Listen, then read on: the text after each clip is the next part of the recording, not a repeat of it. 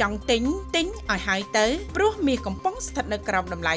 $400នៅថ្ងៃនេះ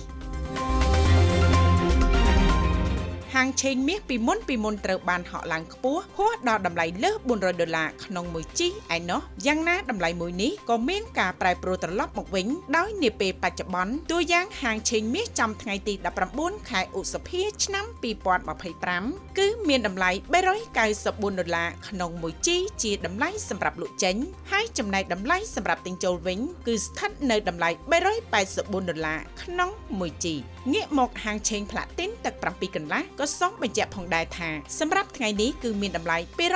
$296ក្នុង1ជីជាតម្លៃលក់ចេញឯសម្រាប់តម្លៃទិញចូលគឺស្ថិតនៅតម្លៃ